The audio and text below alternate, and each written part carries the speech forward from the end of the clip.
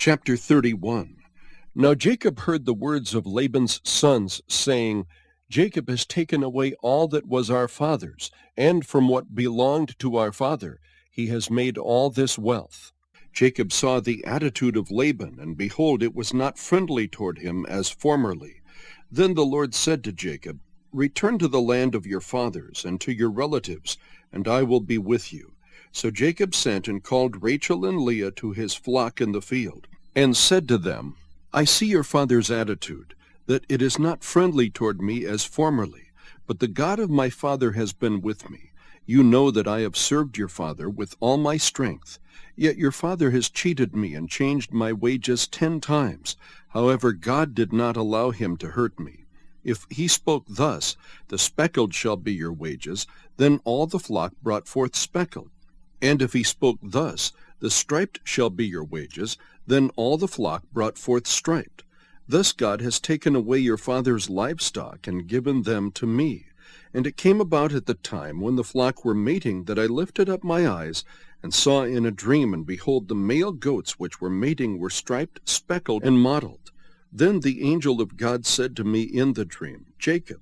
And I said, Here I am.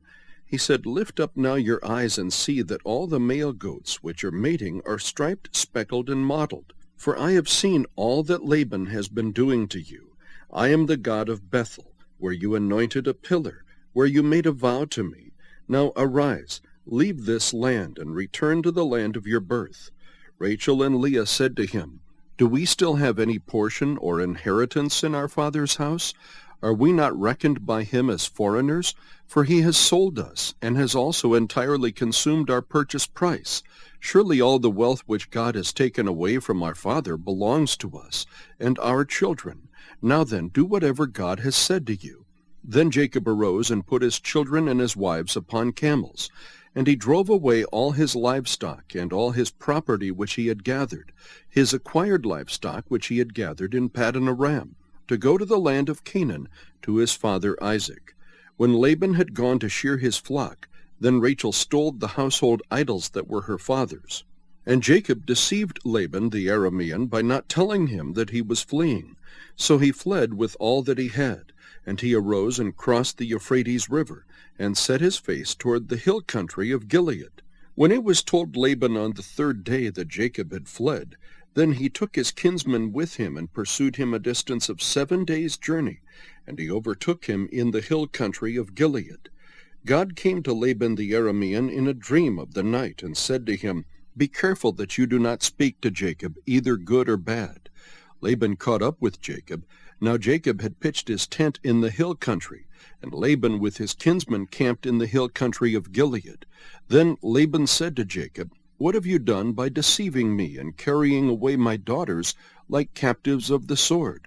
Why did you flee secretly and deceive me, and did not tell me, so that I might have sent you away with joy and with songs, with timbrel and with lyre, and did not allow me to kiss my sons and my daughters?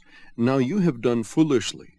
It is in my power to do you harm, but the God of your father spoke to me last night, saying, Be careful not to speak either good or bad to Jacob. Now you have indeed gone away because you longed greatly for your father's house, but why did you steal my gods?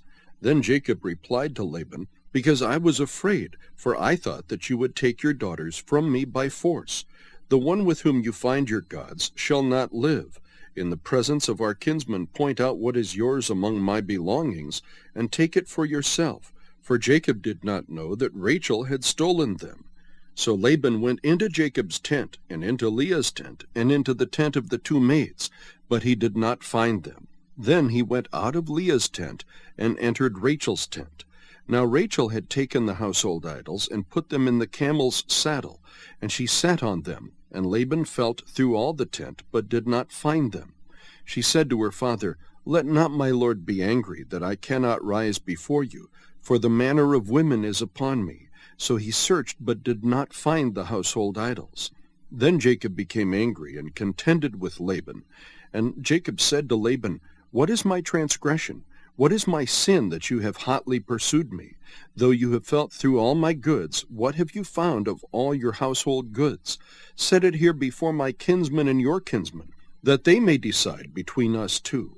These 20 years I have been with you. Your ewes and your female goats have not miscarried, nor have I eaten the rams of your flocks. That which was torn of beasts I did not bring to you. I bore the loss of it myself. You required it of my hand, whether stolen by day or stolen by night.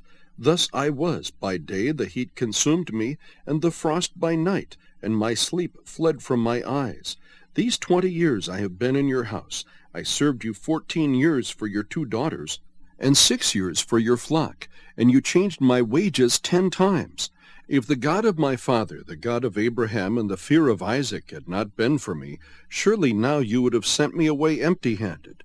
God has seen my affliction and the toil of my hands, so he rendered judgment last night.